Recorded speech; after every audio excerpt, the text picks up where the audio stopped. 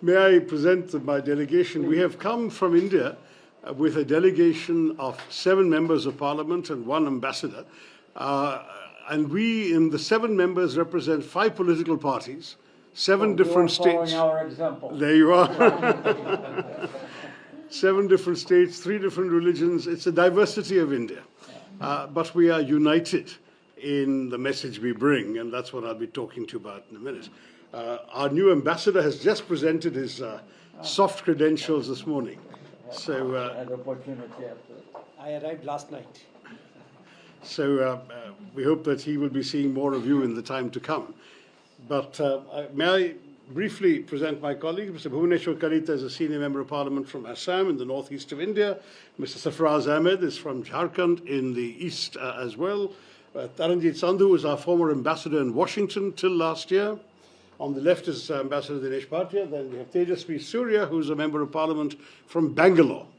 To his left, Shashank Mani Tripathi, who's a member of parliament from a state that has more people than Brazil does, UP, Uttar Pradesh. I was trying to explain to my barber today, where I went, that India has about 1/3 of our territory, but 6 times our population. People, exactly. I envy your lack of density. And of course, hundreds and hundreds of years of civilization before Brazil was even known. That is true, sir. Very, very proud to recognize that. And finally, Harish Balyogi, who is from Andhra Pradesh, as you know, in the southeastern coast. So we represent, in many ways, the diversity of India. And the reason we have come is very much to seek greater sympathy and understanding on the part of our friends. And also countries that are not necessarily our friends, but you are in the high friends category, for our situation in recent months. In particular, the really, really serious attack on our country by terrorists in Kashmir, in a place called Pahalgam, on the 22nd of April.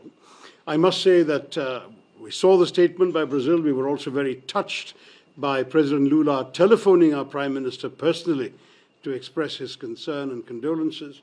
But as you know, in the couple of weeks that followed, absolutely no action was taken to bring the perpetrators to heel or even to look for them in Pakistan. We have identified 4 of them that crossed over from the other side, but there's absolutely no effort made. So finally we decided, the government decided, it had to send a very strong message.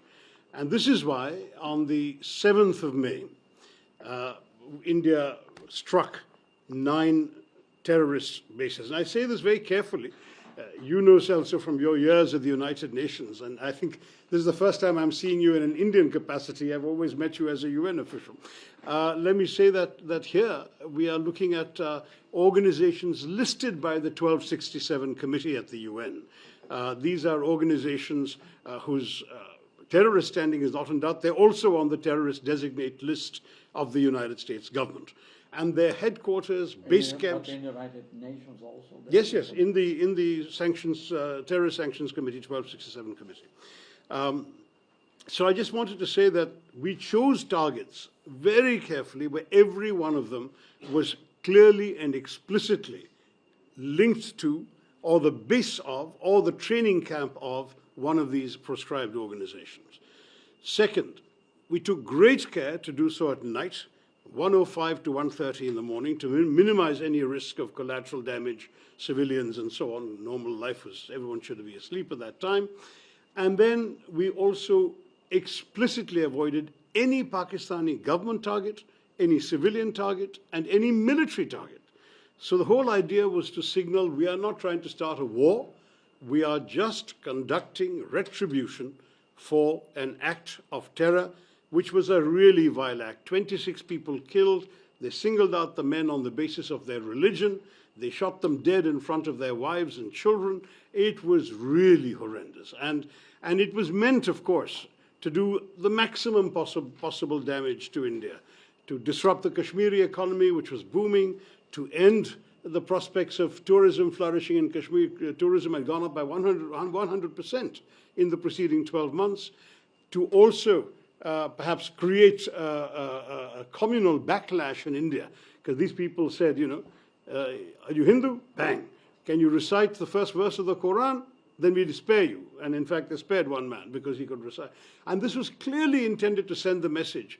It is our religion that is killing you. And so the hope was that there would be a backlash back in India. And the Indian people, thank God, had the maturity to stay united.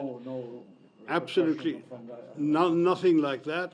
There were heightened tensions for maybe 24 hours, some minor incidents in university campuses and so on. But thereafter, the whole country rallied behind. And in fact, once the operation started, you would be so impressed to see the strength of opinion of all sections. And in fact, I'm proud to say that every one of our parliamentary delegations going around the world has this diversity of religion I mentioned. Mr. Sarfraz Ahmed is from the Muslim community, is strongly, solidly with us.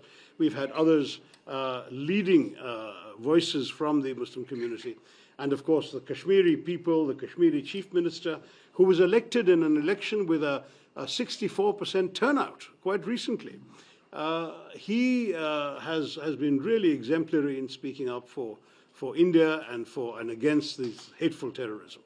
But you see, Celso, you understand these phenomena so well. I don't want to preach to somebody as knowledgeable as you are.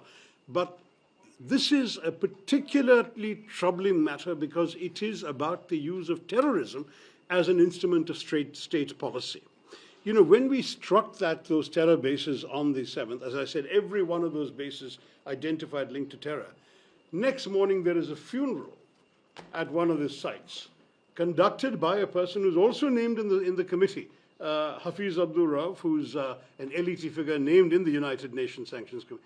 He is conducting the funeral, and look who's attending. Uniformed officers of the police and military of Pakistan. These are all military officers, and there are a couple of police people, senior officials. This is what is going on in Pakistan. This organization, the LET, has created this front called the Resistance Front, so-called. We have been reporting about the Resistance Front to the UN Sanctions Committee time after time. 3 times we've already given details. They claimed credit for the terrorist killings. The next day they repeated that claim. And then when people realized the gravity of it, their handlers in Pakistan got them to delete the claim. But the claim is on record for a full 24 hours. And what is deeply disquieting is when India encouraged our friends on the Security Council to mention the Resistance Front in the press statement that the Security Council issued, the Pakistan government, I'm sorry to say with the support of your friends in China, took out the name. So there is not even a reference to the organization. We have many friends. Yes, of course, and we are also your friends. But we are not on the council. These guys are, and neither are you these days, which is our loss. We have to change that situation, sir. Both of us should be on the council together on a more durable basis.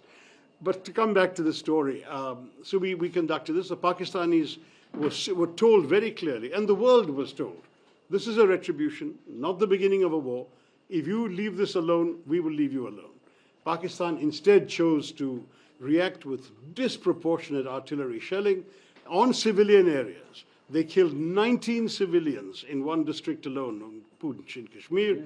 The Pakistani Army. This time official Pakistani army attacked us.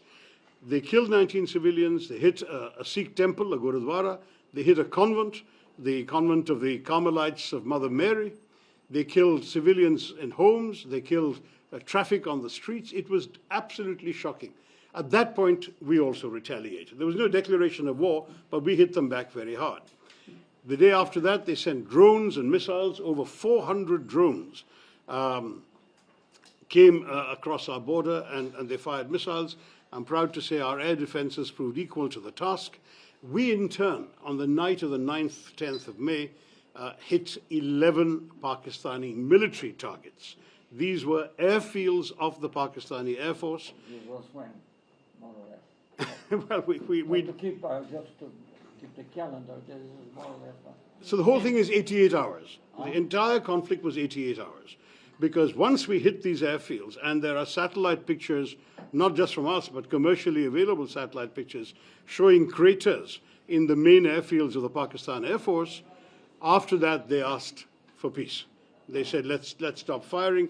There was a call. You see, the hotline between the two Directors General of Military Operations is always open. So their Director General called ours in the morning of the 10th of May, afternoon at 3:30, a formal call was arranged. They proposed cessation of firing at 5 p.m. We agreed instantly. And I stress this agreed instantly point because our line had throughout been, we don't want a war. Our line had throughout been that we as India are focused on our growth and development. We have no wish to do anything but promote the prosperity and well-being of our people. We do not want to be distracted by conflict and terrorism and war. But you cannot think that people can walk across your border and kill us and go away with impunity. So the message was, if they do that, there will be reprisals. There will be a price to pay. But thereafter, we are not interested in a conflict against the whole Pakistani nation and people with whom we have no quarrel. Now, what happened as soon as this was proposed was that we stopped, and though for a couple of hours there were some people on the other side who violated the agreement, it subsided very quickly, and now we have 3 weeks of pretty much calm on the border. So the story is to that degree, for the moment, over. It's a story of an 88-hour conflict. But the larger lessons are what I wanted to talk to you about, and through you, I hope you will share our Prime Minister's concerns with President Lula, because the truth is that we really need understanding from our friends here. This is not some random incident.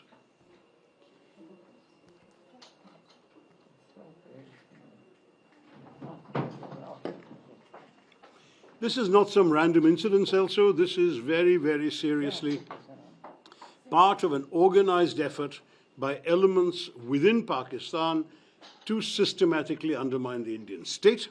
It has begun at the end of the Soviet withdrawal from Afghanistan, when you had a whole bunch of mujahideen trained and ready to be unleashed somewhere with no place to go because the Soviets had left, so they turned them towards India and Kashmir. And from 1989 onwards, we have suffered repeated attacks. You yourself were in the UN when some of them happened. You were also very much aware, I know, both as Foreign Minister and as Defense Minister, of incidents including the Mumbai attack in 2008, when 170 people were killed. 2008. But it was 170 people killed, and India chose not to do this, but to take the peaceful route, because the evidence was all available. Dossiers were compiled. One of the terrorists was captured alive. His home address in Pakistan was known. Everything was identified. Western intelligence agencies, not just ours, had recorded the chilling voice of that killer in Pakistan, the handler, giving minute-by-minute instructions to the terrorists to shoot and kill each of their victims. While the killing was going on, the operation was being directed from Pakistan. All this evidence was collected.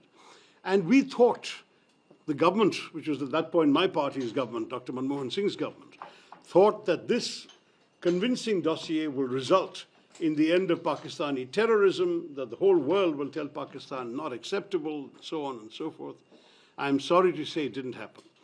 Full dossiers were given. Pakistan was put on the grey list of the Financial Action Task Force. Not one person has been prosecuted, let alone convicted. Not one. They made a token gesture of arresting one or two of the names that we had provided, which were associated with the dispatch of this mission. The most prominent of them was a character who has since fathered children while he's ostensibly under arrest. Who has since fathered children while he is ostensibly under arrest. That is the kind of arrest that he is enjoying. It's a joke. The Pakistanis are not serious about terrorism. And this is why, time after, the Pakistanis say, let us have a neutral investigation. There could have been no more neutral investigation than the one of 2008. Practically half a dozen Western intelligence agencies had material that was shared and that was collectively presented to the Pakistanis. We said, here is all the material you need to prosecute these people and convict them in your courts. They gave one excuse after the other. But what is worse, sir, is the terrorist attacks continued. There was one serious attempt made by this Prime Minister, Narendra Modi, to make peace with Pakistan, which was on Christmas of December 2015, 7 years after Mumbai. He traveled to Pakistan for the birthday celebrations of the then Prime Minister Nawaz Sharif, whose granddaughter was also getting married on the same day, so he attended both. There was a lot of warmth expressed on both sides. It was a very spontaneous gesture by the Prime Minister, not a long-planned visit. And yet, within 3 weeks, we had a Pakistani attack on an Indian airbase called Pathankot. At that point, the Prime Minister invited the Pakistanis to join the investigation. I say all this because the Pakistanis are again telling everybody, let's have a joint investigation. We did a joint investigation of Pathankot. And what happened? They said, they went back to Pakistan and they said, the Indians did it to themselves. That was the last straw. I mean, the betrayal, the sense of frustration in Delhi has to be imagined. You are talking to a government that on the one hand is friendly to you, but it is unable to control the elements within its own system that go out and kill with impunity. Mumbai was bad enough, but the continuing series of attacks after that. So after this 2015 betrayal, the government decided they would now no longer take this lying down. There would be public retaliation, and it would be physical, kinetic retaliation. So 2015 September, there was an attack in a place called Uri on the line of control with Kashmir. We sent a surgical strike right across the line of control, hit some people very hard there. 2019, January, there was a suicide bombing by a terrorist from Pakistan. 40 people killed in Kashmir. This time we conducted an airstrike in their northwestern province of Khyber Pakhtunkhwa, a place called Balakot. The purpose again was to show the old restraints will no longer be observed. There will now be open action. And this attack was serious enough to warrant hitting Pakistan's heartland, but only terrorist sites initially. And I want to say once again, if Pakistan had not chosen to expand the conflict, we would not have hit Pakistani military facilities. Our message is consistent. We are not looking for war. We are looking only to send a message to terrorists. But through them, we want a message to be heard by those who are providing them safe haven, by those who are financing them, training them, equipping them, guiding them, and sending them across the border. And those are people in Pakistan in very, quote-unquote, responsible positions who are doing this. Whether they're under the control of the civilian government is another matter. We will not speculate on that. But they are still happening. They are still coming from that country. And that country, if it's not willing to curb them, will have to face the consequences. That is precisely where we are, Silso, and I seek your understanding for this.